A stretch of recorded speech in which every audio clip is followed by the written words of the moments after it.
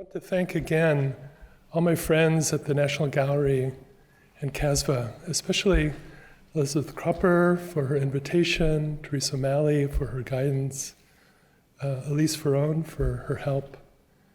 It's such a gift to be able to do these talks, and it's one that I can't repay. I can't even re-gift. And on that note, I also want to thank Sandy Tate, my partner of 38 years. A poet can say of art what an art historian like me, especially in these lectures, can rarely say. That beauty is truth, truth beauty. But when I think of my life, which is to say, when I think of my wife, her beauty is my truth, and that is all I've really needed to know. Here's a photograph of Claes Oldenburg in 1967, which he placed on the back cover of his collection, writing on the side, 1956, 1969. It shows Oldenburg in his New York studio. Numbers and notes are scribbled on the wall, and the door on which is stenciled Freude Vincit, a wordplay typical of the artist. Freude calls up Freud, of course, and Oldenburg was an avid reader of psychoanalysis, as well as Freude, German for joy, and Vincit is Latin for conquers. So Freud conquers, or joy wins, and maybe Eros and life do too. But there is that pesky skull on top of the exit sign, like a Halloween Yorick, which turns the photo into a little vanitas, with the distracted Oldenburg the subject of his own cautionary tale. However, lately, life and death, love and destruction are put in tension here allegorically.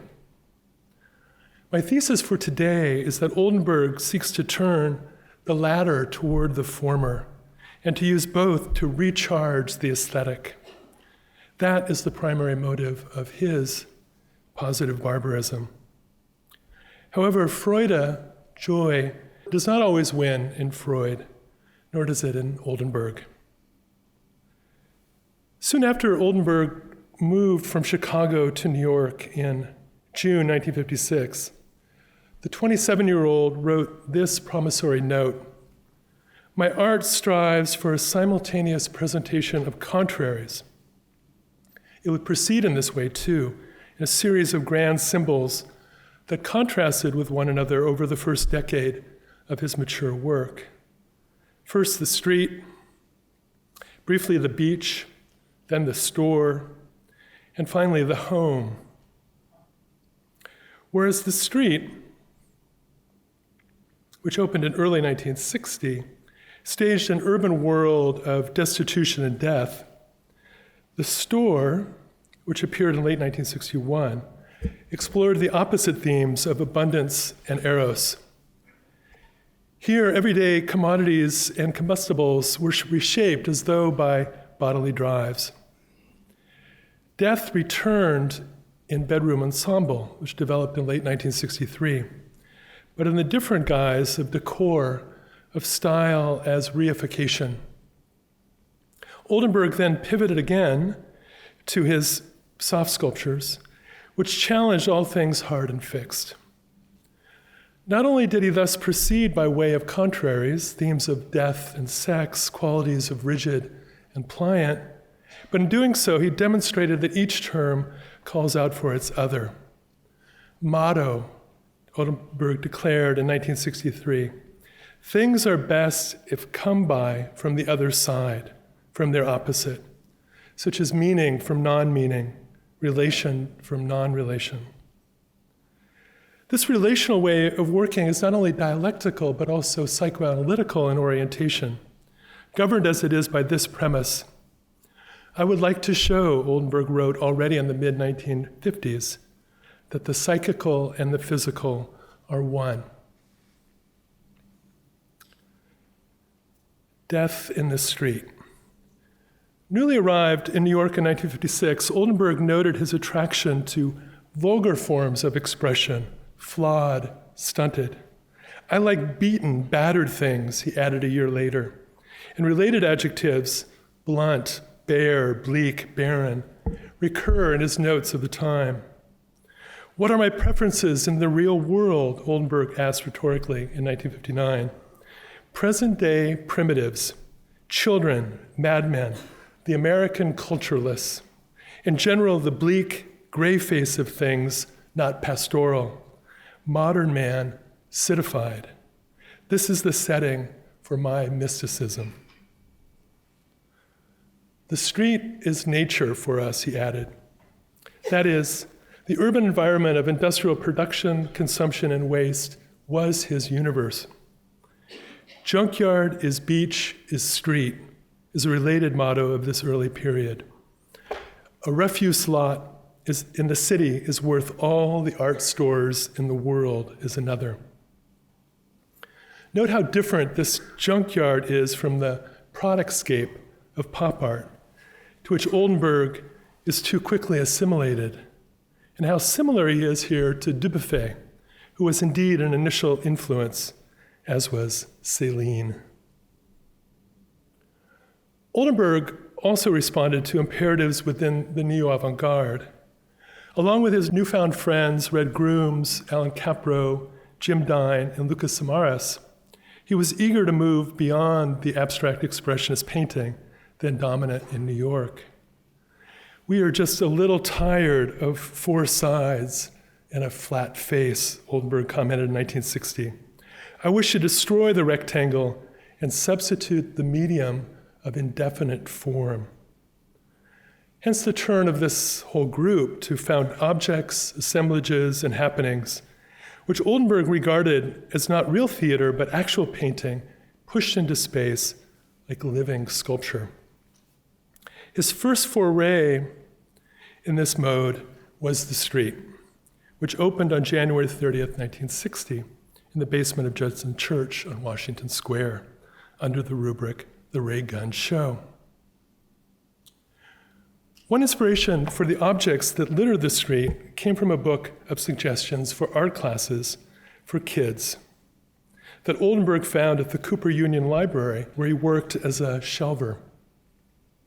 Dubuffet, a great advocate of the art of both children and graffitiists, was also on his mind, as was Art Brut in general. Oldenburg had seen this work in Chicago. For this street, he hewed rough forms out of paper, cardboard, burlap, and wood, much of which was scavenged from the street, and outlined them in black ink and charcoal to make them look charred.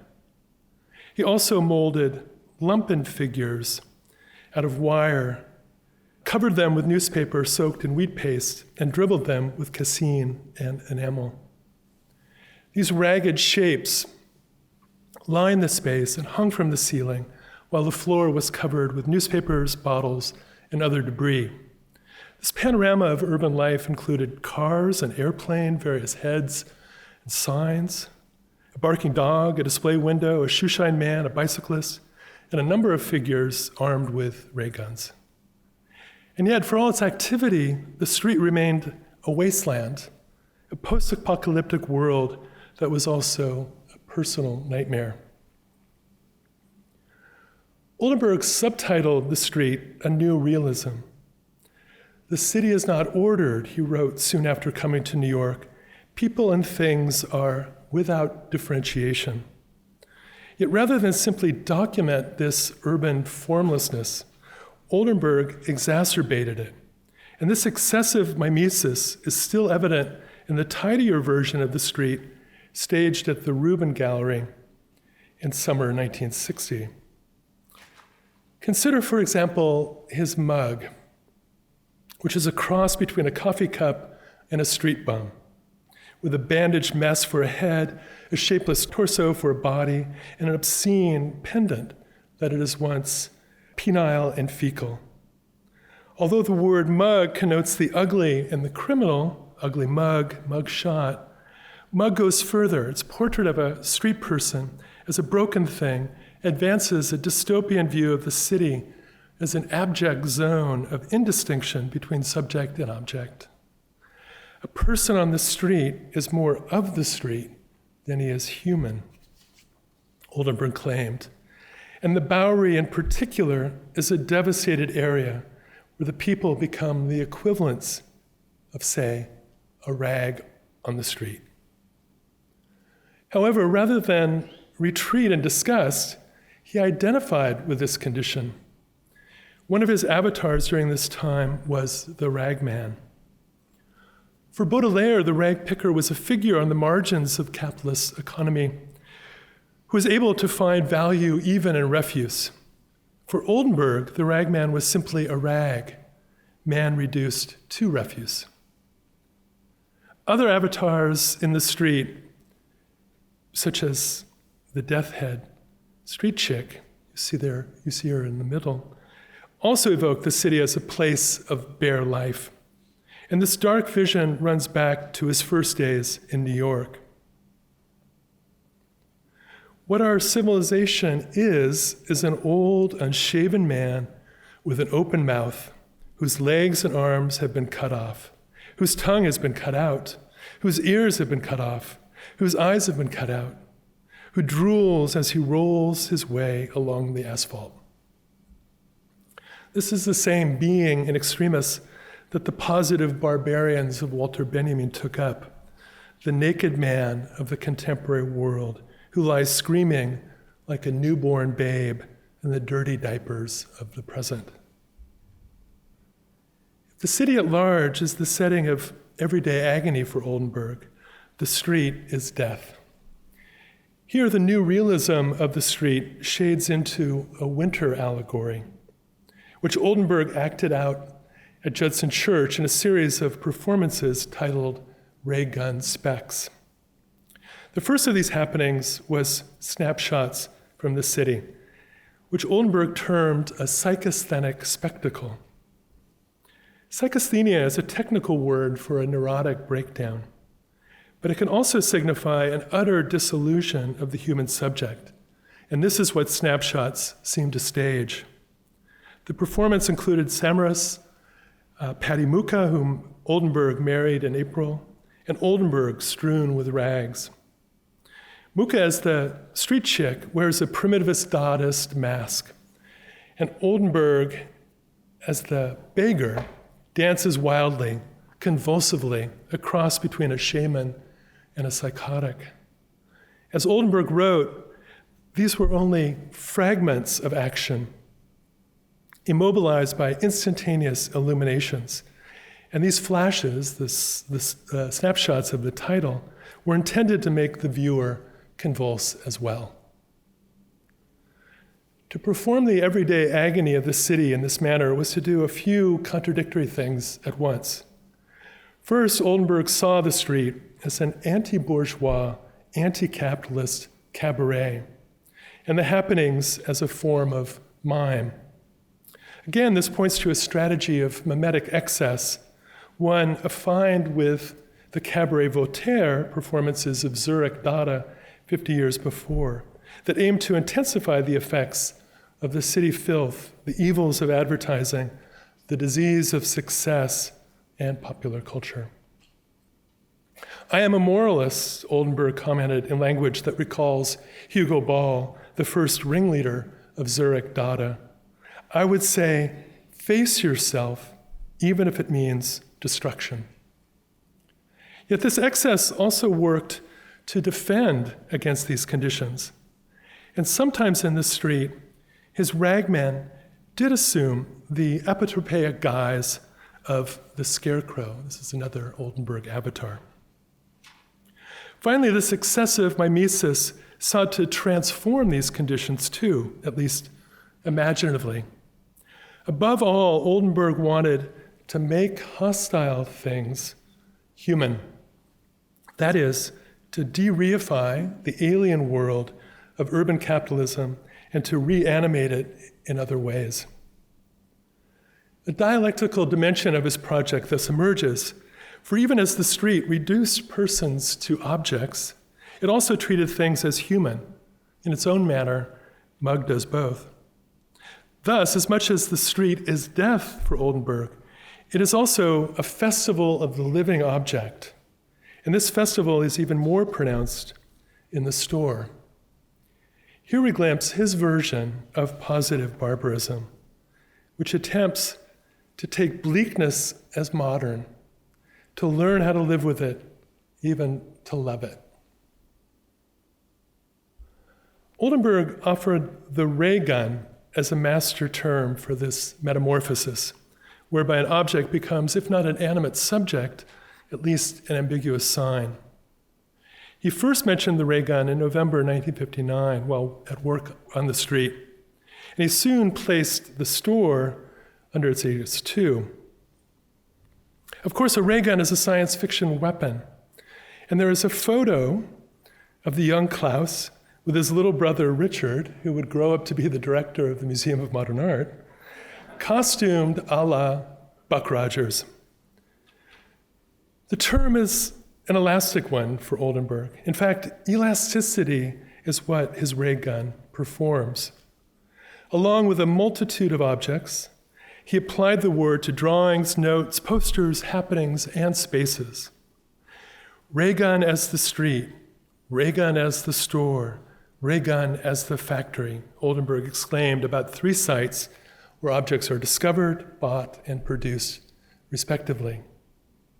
This obsessive word functions as a magical performative utterance that not only nominates different things as ray guns, but also transforms the ray gun into different things.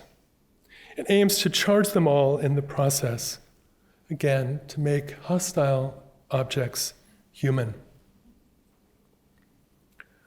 What sort of artistic device is the ray gun? Oldenburg described it only semi-facetiously as capacious. Nothing is irrelevant. Anything can be used. Visionary. Ray gun was not invented, it was received. Even messianic. The whole world begins to see as ray gun sees. More prosaically, it diverges from both the ready-made and the found object in a manner that became axiomatic for Oldenburg. An object that is neither ready-made nor fabricated ready-made, he proclaimed a few years after the store. Those are the rules. Unlike the ready-made, the ray guns aim to be transformative, not tautological. They resist the reduction of art to commodity. And unlike the found object, at least in the surrealist definition, they are public, not private. They are not addressed to one psyche alone. In fact, Oldenburg imagined the ray gun as a guise whose metamorphic power extends to subjects and objects alike, to everyone and everything that comes into contact with it. With his ray guns, then, Oldenburg moved to transform the deathly indistinction of the street into an ambiguous liveliness. Some of these qualities are already evident in the street ray guns, a first collection of 8 objects in the vague shape of a toy gun, produced in painted plaster and leather and presented in a thin white case. On the one hand, these ray guns look like scrap. On the other, arranged in a manner that is not strictly personal, commercial, or museological, they are artifacts with a significance and a value we cannot specify. And this passage from known object to enigmatic sign animates them. Already his project not only to make hostile objects human, but also to find the spiritual in the material is underway. That most of these ray guns are knobby, like handles as well as guns, formed by the hand, for the hand, contributes to the effect.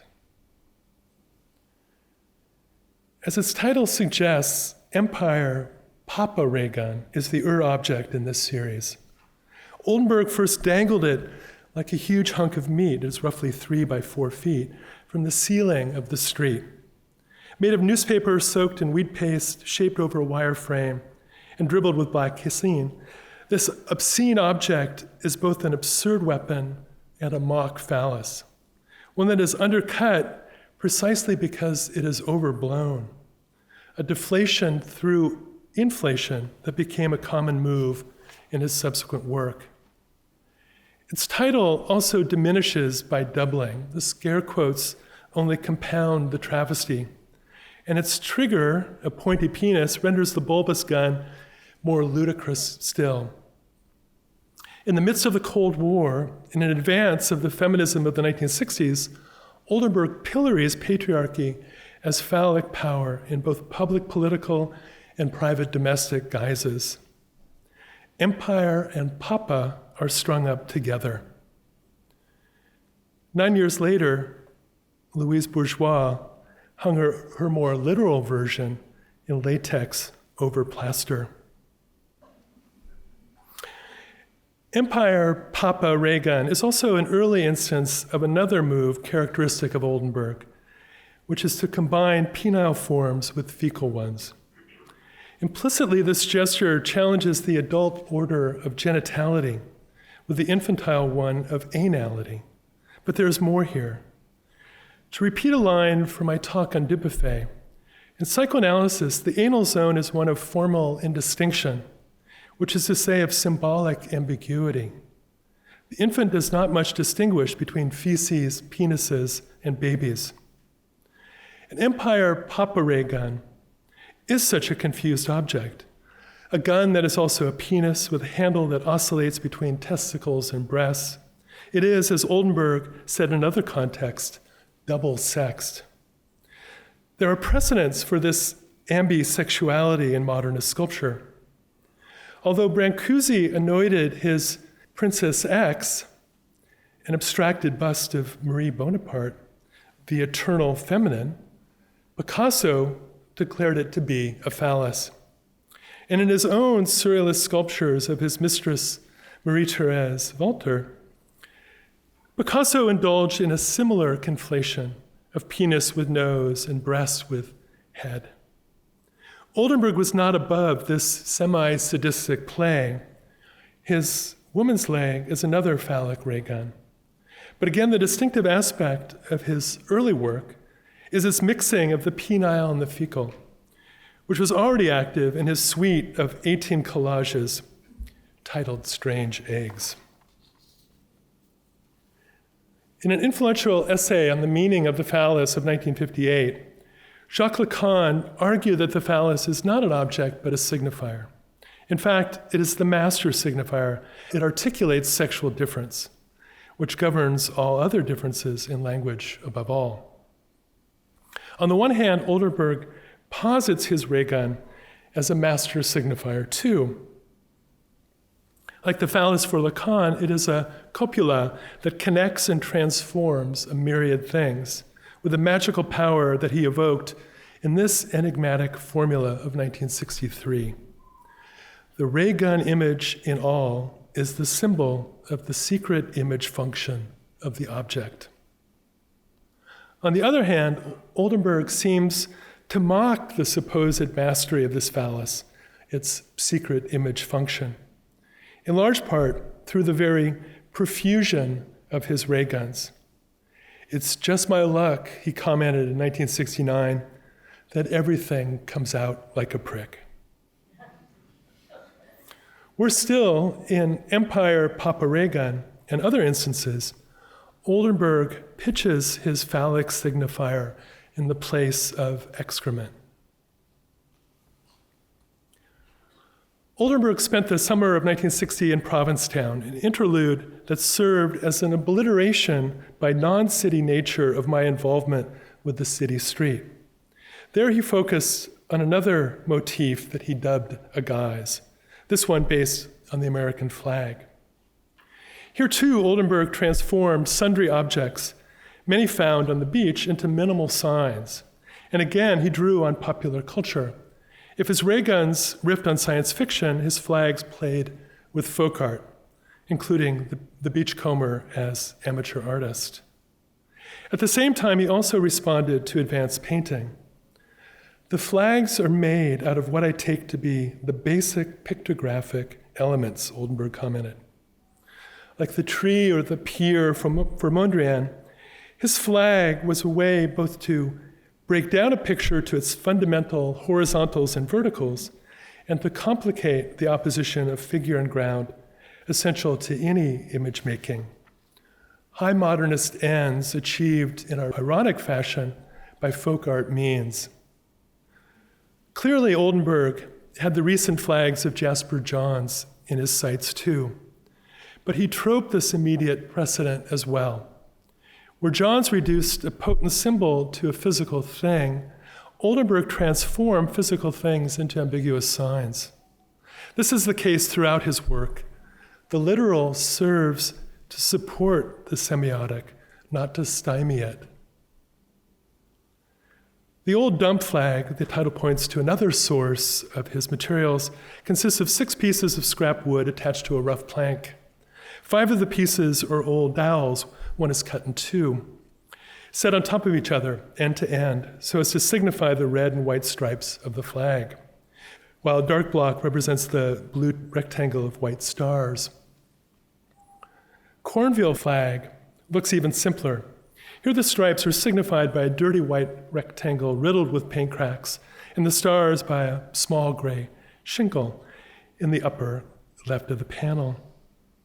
Oldenburg attached a little stick to this weathered rectangle in a way that suggests a smaller flag, and this minor addition opens up a mise en abîme of banners. At the same time, the larger flag is framed by 2 wood semicircles, a rough one above and a smooth one below, to imply a circle that could signify Earth, Moon, Sun, or the entire cosmos. Essential to the flags, then, is less the neo-Dada redemption of refuse as art, which was soon to be a cliché of the period, than the semiotic paradox that the more elemental a sign is, the more multivalent it can become. For Oldenburg, everything must have as model a primitive form, by which he meant not that all things can be reduced to a prototype, much less an archetype, but on the contrary, that a simple shape can generate different meanings, and conversely, that disparate things can produce similar images. Along with the ray guns, this insight is first intuited in his 3 street heads, each of which is a rough oval that can signify any number of reference. Head is not the first that comes to mind. Yet it is developed programmatically in flags. I feel content should be as open as possible, and that is not to say vague. This is a central lesson about the secret image function of the object that Oldenburg learned at the time. And it recalls the famous aperçu extracted by Picasso from his Gribeau mask while at work on his guitar constructions of 1912, that an element in a picture or a sculpture signifies primarily not by reference to things in the world, but according to its differential position within a contextual system of other elements. Here a cylinder signifies eye in the mask and hole in the guitar. If the ray guns reduce the object as form in order to open it up as sculpture, the flags do much the same with painting. At this moment, Oldenburg wrote a poem that speaks to this protean dimension, P ... G. The title invites us, as in a crossword puzzle, to fill in the ellipses with the word painting. And the poem casts this art as a sleeping beauty that has slept so long in its gold crypts, in its glass graves, entombed by conventional frames. Oldenburg urges painting to assume other forms. It is asked out to go for a swim, is given a cigarette, a bottle of beer, even given the chance to be a flag, or a shirt, a tie, a pair of pants, a suit of clothes. Clearly, Oldenburg looks ahead to the subject matter of the store. Bolder and bolder, it becomes anything it wants to be: a hamburger, an ice cream cone, a newspaper, a sewing machine, a bicycle, or a steak. Impossible, inexhaustible, P ... G. Like the ray guns, the flags suggest a repurposing of the found object that also targets the commodity, which Oldenburg could not escape in Provincetown, a village focused on the commercialization of patriotism and history. At the same time, he deemed this town a fitting place for a fresh start, given that the Pilgrims had landed there before Plymouth Rock. And in his semi-facetious way, Oldenburg indulged his own fantasy of utter primacy. Not just any flag or flag maker, he asserted, I am flag, I am Betsy Ross. And not just any beachcomber, he claimed, I am Robinson Crusoe. A first man in the mold of Walt Whitman, too, Oldenburg does not behold creation so much as he articulates it. I take the pieces from the shore and make a statement on the order of things. And here, however hubristic the act might be, the simplest material suffices to make or remake the first sign. Two pieces float up to me in the water, asking to be joined. Joining them, I see that I have participated in a blasphemy, but I can't dispose it. Okay, on to sex in the store. With his intuition about the secret image function of the object developed through the ray guns and the flags, Oldenburg was ready to launch his second major project, the store. In the end, it consisted of nearly 60 sculptures, all made of muslin or burlap soaked in plaster, shaped over chicken wire, and painted with bright enamels. The gaudy colors in marked contrast with the grim palette of the street. Oldenburg based the objects on the cheap food and clothing on sale on the Lower East Side, which he both produced in a rented storefront in the neighborhood, there you have the address, and sold there for 2 months. The store thus combined studio and gallery as well. After the non-city of the beach, Oldenburg was back in his urban habitat, and once again he proceeded by way of contraries. If the street was filled with trash and haunted by poverty and death, the store was given over to products and animated by profusion and eroticism. However, like the deathliness of the street, the eroticism of the store was no simple matter. The erotic or the sexual is the root of art, its first impulse, Oldenburg wrote soon after the opening. But this root had become entwined with fetishistic stuff. Implicitly then, the fetishism at issue in the store is double. Fetishism as in Freud, the diversion of a sexual aim to a non-sexual object, evident perhaps in bracelet or blue and pink panties, and fetishism as in Marx, the investment of an object with a value, even a life, that it does not intrinsically possess. Several of the store objects seem almost alive.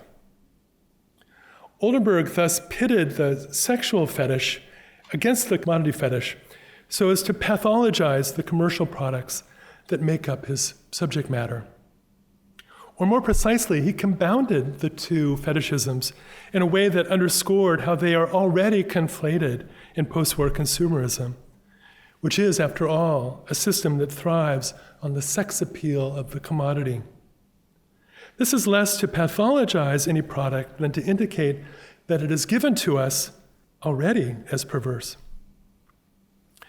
Certainly, the store objects, superimposed as they often are, bear the stigmata of this double fetishization.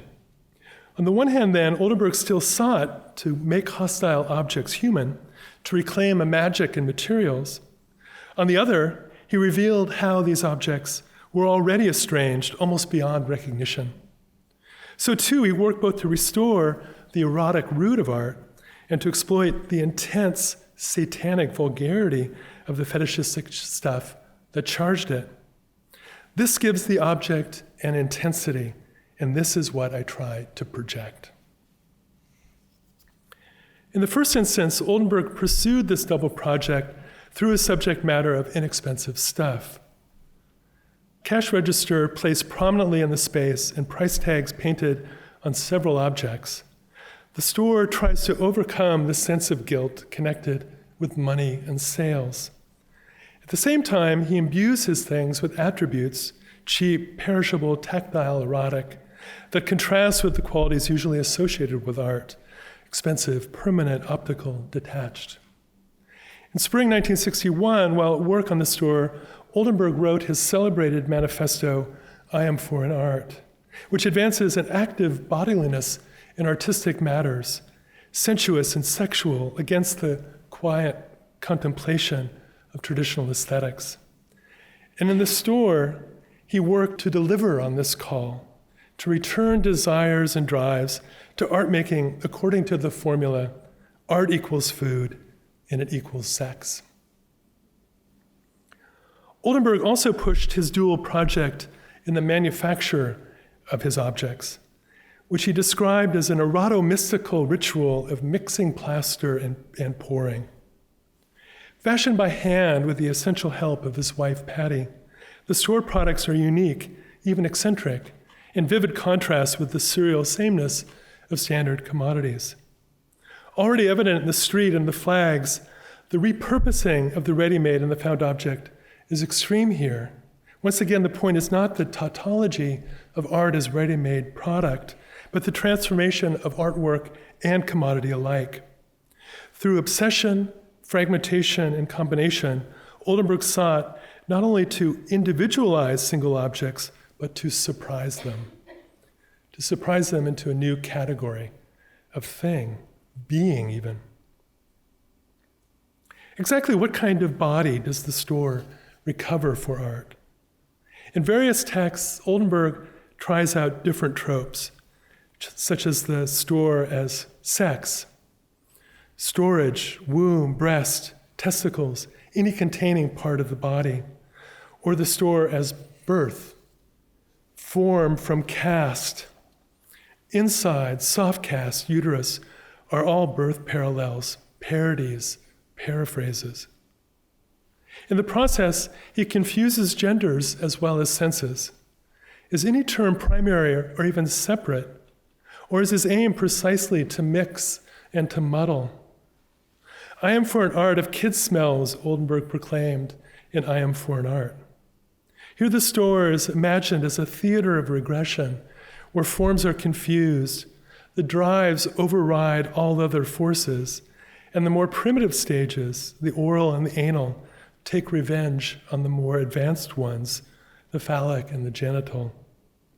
In this respect, ice cream sandwich can be taken as an exemplary object. An obscene maw painted all-American red, white, and blue.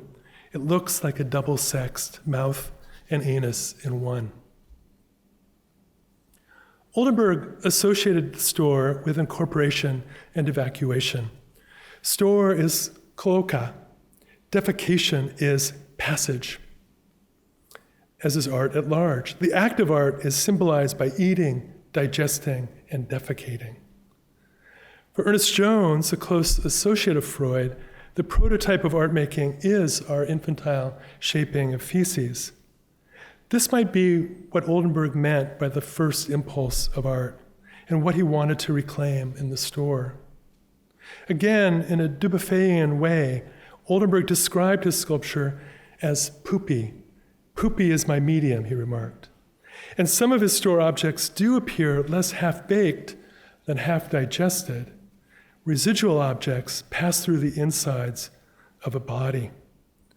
This is true of cash register, which looks as though it were partially dissolved by intestinal acids, as well as jacket and shirt fragment with its fecal browns and blood reds.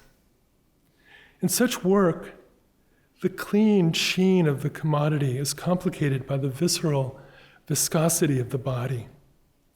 In fact, just as Oldenburg combined two kinds of fetishisms, he also crossed two orders of consumption. Bodily consumption corrodes commercial consumption. Corrode from the Latin rodere, to gnaw. Once more, Oldenburg undercuts pop art, even as he also points to its own repressed anality. Before pop, there was poopy. 2 points should be underscored here. Oldenburg believed that art must grow out of impulses that produce real power. And again, he tapped the two drives, the oral and the anal, which centered on incorporation and evacuation, are the most violent in nature. At the same time, these two zones are also the most metamorphic. Recall that for Freud, the anal stage is one of symbolic transformation, which Oldenburg deemed absolutely essential. In this respect, the model of his sculptures might not be the fetish after all. That is, if we understand the fetish to be a thing that fixes, that arrests desire. For Oldenburg wanted his objects to be constantly elusive. My work is always on its way between one point and another, he averred. And to evoke this transit, Oldenburg offered this riff on the store. Cock and balls. Cock and balls equals tie and collar, equals leg and bra, equals stars and stripes. Flag equals cigarette package and cigarettes. Heart equals balls and triangle, equals upside down, girdle, and stockings, equals sideways, cigarette package, equals flag. Given that it tends toward the phallic, this free association is not so free. Yet not everything comes out as a prick. There are several elusive jumps here between objects and orientations, subjects and sexes. Oldenburg mimicked a regression to the oral and the anal, not only in the store, but also in the mama babble of I Am for an Art and other texts of the time. As Julia Robinson has argued, this is a regression staged in order to mark out a path back from alienated object relations. Thus, his is an attack on the symbolic order only in the first instance. Just as important is the search for a different language. At one point, Oldenburg termed his idiom abfant, a play on infant that combines abstract and fantastic. The breakdown of the symbolic, the celebration of the formless, is only an initial move that prepares a ground where object relations might develop anew, or at least where unexpected signs can be gleaned from everyday stuff, from things seen in the street, on the beach, through a store window. In short, where forms can be surprised and made bodily and erotic again. This project is utopian, yet the store did not pretend to be free of commercial exchange. On the contrary. Again, cash register presided over the installation. Nor was it oblivious to death. In the midst of this festival of the living object, bride mannequin brooded like a ghostly Miss Havisham of the Lower East Side. Okay, on to the next set of contraries, hard and soft. Oldenburg exhibited several of the store objects at the Green Gallery in September 1962. This presentation pulled them into the usual frame of the art exhibition, and the success of the show, financial as well as critical, did not sit well with him. The store is worn out, Oldenburg declared flatly in August 1963. And in search of a new consistency, he relocated to Los Angeles for over a year. The difference between the two cities struck him strongly. In New York and Brooklyn, one sees the degradation and terror of production, Oldenburg wrote, while in Los Angeles, one is aware only of the finished project. In this paradise of industrialism, he continued, the object and the home have taken command completely. This insight guided his primary project in LA, Bedroom Ensemble, first shown in New York in January 1964. And altogether, there are 3 versions. Although the store objects are as hard as plaster, many appear poopy, again, as if enlivened by direct involvement with bodily processes. In Bedroom Ensemble, on the contrary, an absolute rigidity pervades, and the body is absented. Everything is subsumed by design logic, and the appeal of the commodity is suspended. Not public in subject matter like the street and the store, Bedroom Ensemble is also not private. Rather, it represented for Oldenburg a new topos of the impersonal home, where collective dreams are processed through commercial forms. Far from rechanneled, consumerist desire freezes here, and the metamorphic imagination let loose in the store is arrested. On the opposite walls of bedroom ensemble are versions of abstract paintings in black and white, horizontals and verticals on the left, 4 small rectangles on the right, in an art informel style that has become rote ornament. This theme of decorative abstraction extends across the faux functional objects that make up the installation. It is there in the couch, the headboard, and the bed cushions, all upholstered in synthetic zebra. In a nice touch, Oldenburg throws a leopard coat over the zebra couch, as well as in the bedside and dressing tables, all painted in a dark design of turquoise and marine blues. The 2 lampshades complete this abstract decor with shapes that recall metamorphic rock.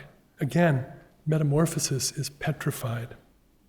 Decoration subsumes not only early modernist abstraction, the old opposition of geometric and biomorphic models offered by Alfred Barr, but also the latest pop style, represented by the white fluffy rug on the floor and the black vinyl objet on the couch. Everything in bedroom ensemble is governed by geometry, abstraction, rationality, Oldenburg remarked, with nothing real or human. Most blatant in this respect are the fake fur and vinyl, which detach bedroom ensemble from the hand of the artist, an effect furthered by the fabrication of the furniture by a carpenter on the basis of engineering diagrams. In this way, this set is taken completely out of the functional class with no use value whatsoever. It is also removed from us bodily. When it exhibited, it is chained off. Yet bedroom ensemble was distanced from the start, based as it was on a newspaper advertisement. That is, it arrived already mediated, a replication less of an actual bedroom than of an illustrated showroom. These 2 spaces are collapsed, and when exhibited, the gallery absorbs both. This picture become installation exists somewhere between the actual thing and the representation of it. It is its own simulacrum. This is most evident in the foreshortening of the bed and the couch, an aspect of the ad made literal in the installation.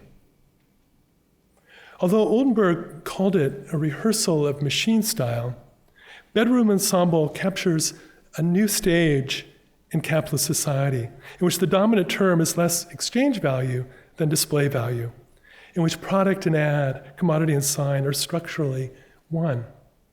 A simulacral contagion takes over the domestic scene, and it extends to the cultural domain that once resisted it the most, abstract painting.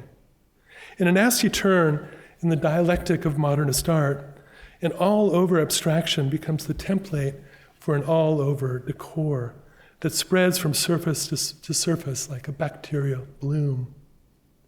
If not long before bedroom ensemble, abstract expressionism could claim to express a new man. Here there is no subject at all. Literally no one is at home. The very title suggests an arrangement without inhabitants. In this light, bedroom ensemble could serve as a dioramic display in a future museum of natural history, the aspirational American middle-class consumer circa 1963. After the eroticism of the store, then, the deathliness of the street returns in bedroom ensemble, but in a different guise, not the lumpen homelessness of the Bowery, but the affluent airlessness of Beverly Hills. In the same year that Warhol produced his caustic silkscreens of car crashes, race riots, and electric chairs under the rubric Death in America, Oldenburg offered his own distinctive version. All styles are on the side of death, he wrote of this piece. The bedroom as rational tomb, Pharaoh's or Plato's bedroom. This note, as cryptic as it is grim, implies minimally that the co-option of artists' lifestyle is deadly, with lifestyle here difficult to distinguish from death style. And maximally, that style as such, any stylization, is fatal.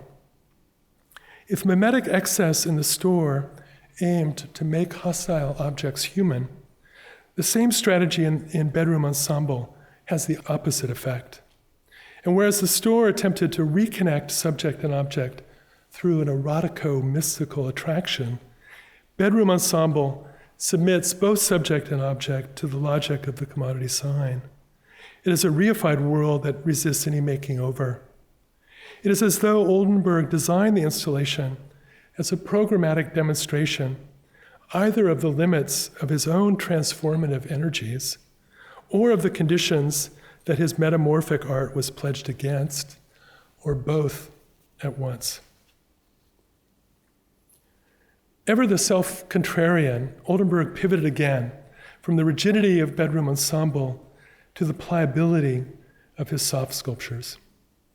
Although he had shown a few fabric pieces stuffed with kapok at the Green Gallery in fall 1962, specifically Florberger, Florcoke, and Florcone, he took up this line in earnest now, aided by the synthetic materials used in Bedroom Ensemble. In direct opposition to that installation, though, the soft sculptures suggest that nothing is reified once and for all, which is also implied by his principle that only hard originals are taken as subjects for softening. Oldenburg first developed a piece in cardboard, then worked up a version in muslin, painted a thin white, which he called a ghost, and then produced the final sculpture. Although modern artists from Medardo Rosso to Piero Manzoni had experimented with softness, no one insisted on this quality quite like Oldenburg. Oldenburg imagined his softening as a death blow to the functionality of the object as well as to the classicism of sculpture. This example, Toilet, is a tribute to Duchamp that is also a travesty of his ready-made. First, the variability of soft sculpture, its resistance to any one position, is an affront to an art traditionally dedicated to fixity. Second, the soft pieces trouble the usual verticality of the medium with the very force, gravity, that it has always worked to overcome.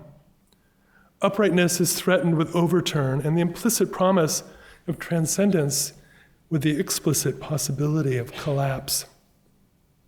Yet Oldenburg did not regard the effects of gravity as anti-formal. In fact, he called gravity his favorite form creator. Nor did he oppose the formal to the formless, which would only keep that binary in place.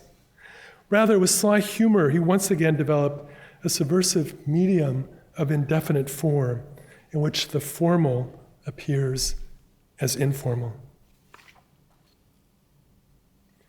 Whereas the body disappeared in Bedroom Ensemble, it returns in the soft sculptures, which are governed by an indirect anthropomorphism.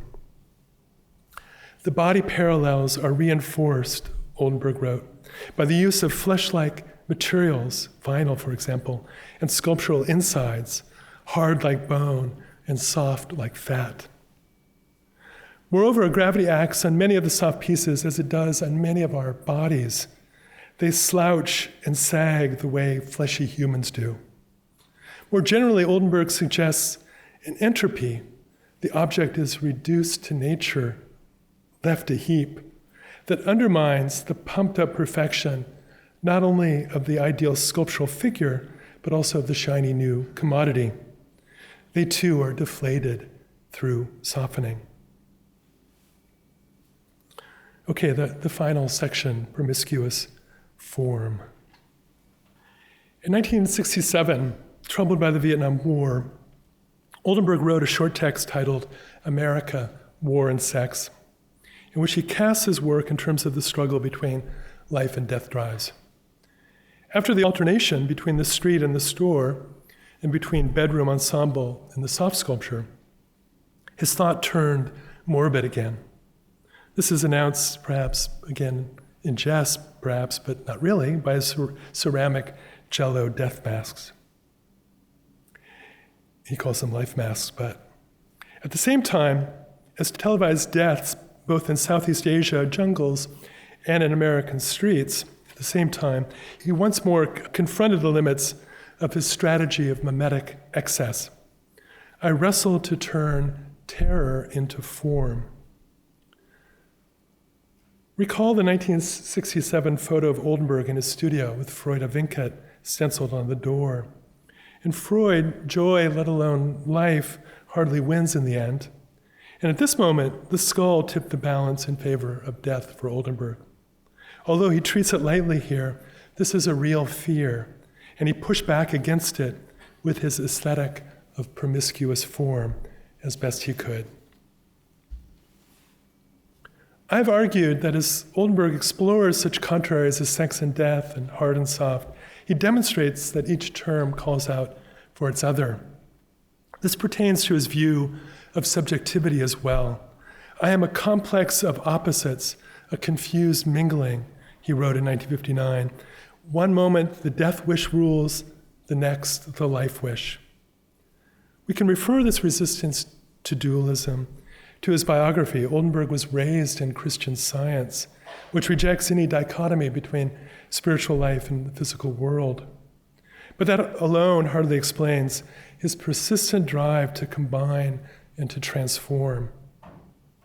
For Oldenburg, the erotico-mystical attraction of subjects and objects pulls in both directions. I love this lady. And the sign is good too good to be true, but it's there. On the one hand, he insisted that objects live, that they not only think, but also obsess. Further, Oldenburg saw art as an essential way into this life of things. Art must be obsessive or it has no power, he wrote in a variant of the Surrealist formula that beauty must be convulsive or not be. On the other hand, in a move equally fundamental to his work, Oldenburg also projected subjectivity into things. Early on, he noted his animistic empathy with objects. And over time, this projection became a habit of his work. I animate the inanimate and attribute human qualities to non-human creatures. In fact, Oldenburg performs the pathetic fallacy so flagrantly that we are made aware of how pervasive it is in our everyday lives. The subject of my expression, he remarked in 1963, is the forms that the living human being can take in all its parts, mental and physical. At the same time, Oldenburg insisted that this anthropomorphism is applied not sentimentally, but factually and playfully. And usually it is a matter of form first. Most of my pieces are body images, Oldenburg remarked. I didn't set out to upset sculptural values. I simply set out to project myself into form.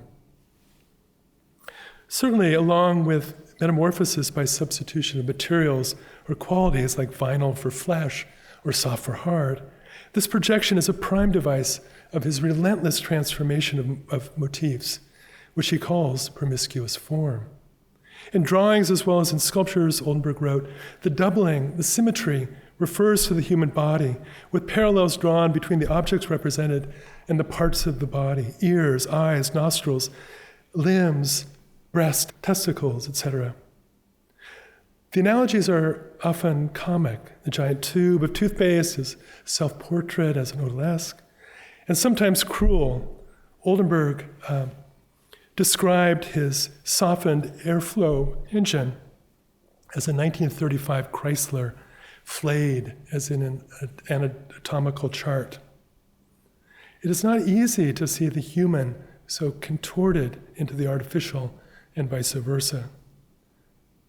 At the same time, his promiscuous formalism is a corrosive riposte to the persistent call in fascisms, past and present, to reforge the body metallically and phallically. This project to overcome divisions, to connect objects and subjects, is most pronounced in the store. These are rips out of reality, perceptions like snapshots, embodiments of glances, Oldenburg said, of his fabricated products. And he intended these eye clusters as a formal model for a kind of visual experience typical of urban life, which involves, again, fragmentation, simultaneousness, superimposition. Paradoxically, this mimesis of vision works to de-differentiate things as much as to distinguish them. Consider Ice Cream Cone and Heel, which was originally subtitled Fragment of Two Signs Confused. It is difficult to make out what is what here. Here, seeing is not really in the surface of clarifying. Rather, even as each eye cluster is ripped from its urban setting, it is regrounded in the body of the viewer who snatches it with his or her glance. In another loaded phrase that captures this corporeal involvement, Oldenburg described his store objects as birth flesh fragments, torn from the continuity of matter. The subject-object connection is brutally direct. An objective expressionism that Oldenburg once acknowledged borders on object pornography. Consider in this light two girls' dresses, which evokes a sighting in a store window. A double victory of Samothrace. The dresses are weirdly animated, as if by the mobility of the viewer as passerby. Imagine Abby Warburg on Orchard Street. Against a blue backdrop, the dresses are painted white and pink, as though they are literally fleshed out, or again, as though they partake of our own bodily presence. In short, as embodiments of glances, such sculptures appear both ripped out visually and incorporated physically. It is as if our looking becomes part of the objects, or conversely, as if in looking, we tear them away and take them in at the same time. This cross-incorporation is an emphatic way to connect objects and subjects. It is also a way to play with gender. Oldenburg invites a cross-dressing of spectatorship, whereby male viewers can try on female tights and female viewers male shirts. Moreover, as his language suggests, his treatment damages the object even as it animates it. Often the two actions converge in Oldenburg, as in My Other Artists. The original inspiration of the store, he once remarked, was a butcher shop. In fact, he projected every exhibition as a place where the parts of the body are displayed. As Oldenburg acknowledges, there is violence in this tearing away and taking in, and it stems from his understanding of vision as a process of breaking up and layering over. They are shown as fragments of the field of seeing, Oldenburg wrote of his store objects. Yet paradoxically, he finds an integration precisely in this disruption, for a unity of fragments is what one sees. At the outset of this talk, I claim that his project to undo oppositions is psychoanalytical in nature. Already with the street, Oldenburg played with the moniker Dr. Klaus Oldenburg, Doctor of Psychoanalytical Nature Study. Clearly, he was sympathetic to the liberatory thought of contemporary Freudian Marxists such as Herbert Marcuse. To liberate is my desire is another Oldenburg motto. In Eros and Civilization of 1955, Marcuse insisted that regression assumes a progressive function, and that the forbidden images and impulses of childhood begin to tell the truth that reason denies. Both are propositions that Oldenburg affirmed fully. We also know that during summer 1961, while at work on the store, he read another key text of Freudo-Marxism, Life Against Death, The Psychoanalytical Meaning of History, 1959, by Norman O. Brown. Much in this extraordinary book resonates with Oldenburg. Above all, the radical claim that psychoanalysis aims to tap the energies of both life and death in order to abolish every dualism and to allow human culture to be reconnected with the human body. For Brown, art was a crucial ally in this struggle for the abolition of repression. Artists are the spokesman for what is repressed in the present, he averred. And since our repressed desires are the desires we had unrepressed in childhood, they must follow Freud into the closest anatomy of infantile sexuality. Brown thus conceived art as an anamnesis of the sources of pleasure denied by the reality principle of capitalist society. And he insisted that one path to this recovery through regression was to become one with the objects in the world. A project of incorporation that foregrounds the primitive oral phase above all. This is the position that Oldenburg took up in the store. What does psychoanalytical nature study have to do with promiscuous form? What I rejoice in, Oldenburg wrote already in summer 1960, is the discovery of consistencies and similarities, unities, correspondences. Things look like other things, he insisted, or rather they can be made to appear so.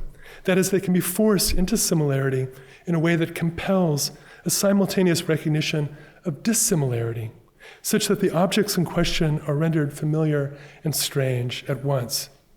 This comic unlikeness is crucial to his promiscuous formalism. His positive barbarism is his way to begin again, to produce a new world of refreshed signs. I am Robinson Crusoe, he wrote in Provincetown. 2 pieces float up to me, asking to be joined.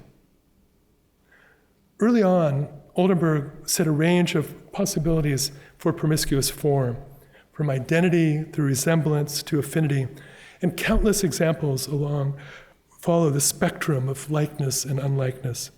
They appear throughout his work, which are produced often through extreme acts of softening or absurd jumps in scale, or both.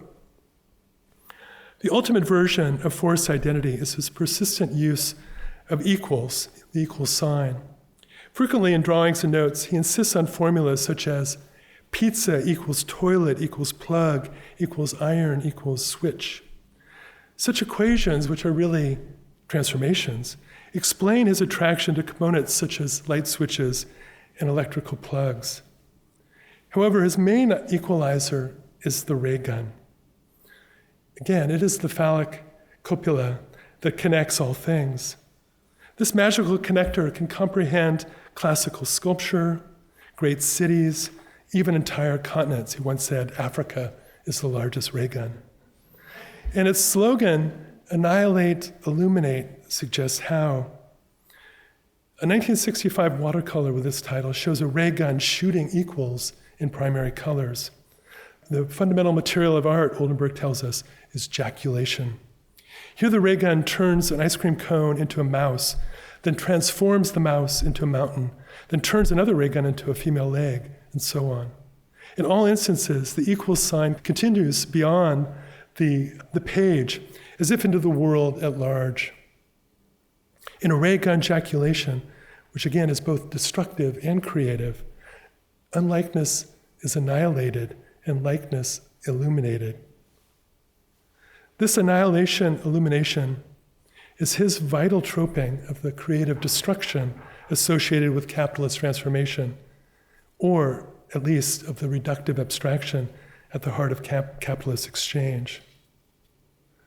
Oldenburg identified first with his transformative ray gun, and then with his other great equalizer, Mickey Mouse, whom he dubbed Mickey Morphic, as well as the sport of forms. Consider in this regard symbolic self-portrait with equals, which shows his head topped with an ice bag for a beret and surrounded by key works diagrammed as in an engineering drawing. Note the repetition of equals in the drawing. The other signs for addition, subtraction, and multiplication and division appear too, as well as the emphasis on the switch and the plug as prime transformers in his art. The objects are shown in the order in which they are made, Oldenburg tells us. Reading from left to right, from the Good Humor Bar of 1963 through the Geometric Mouse of 1969, they circulate about the artist's head like the representation of unconsciousness in the comics. Along with his identification of switch plug Mickey, his association of transformation with an unconscious mediated by mass culture is telling, but it seems to come at a physical cost. Drops of blood dot his forehead, eye, nostril, and tongue. This face is divided in half vertically, Oldenburg continues allegorically. One side shows the kindly aspect of the artist, the other his brutal one. I alternated between the image of a magician and that of a clown. Mickey assumes these two guises as well. Think of the Sorcerer's Apprentice in Fantasia. And apparently, like Mickey, Oldenburg feels as much victim as master of his fate. I began these Mellon lectures with Mickey Mouse, and here at the end, he returns. At first, Oldenburg saw in Mickey what Walter Benjamin wanted to see, a sport of forms. In the early Disney films, Benjamin wrote, "A car is no heavier than a straw hat, and the fruit on the tree becomes round as quickly as a hot air balloon." In his own work, Oldenburg cranks this metamorphosis up. The car equals the hat. The fruit is a balloon. Everything and everyone is potentially Mickey-morphic. Crucially for Benjamin, Mickey teaches us how to survive a civilization turned barbaric through these adaptations and transformations. Here it is different from Oldenburg, or at least it is by the late 1960s, when his thought takes a dark turn and promiscuous form gives way to a Mickey unconscious whose associations are mechanical, a system of iconography indeed. As Mickey becomes a fixed logo in the Disney Corporation, Walt died in 1966, so he becomes geometric mouse in the Oldenburg nature study. The sport of forms turns into a cenotaphic museum.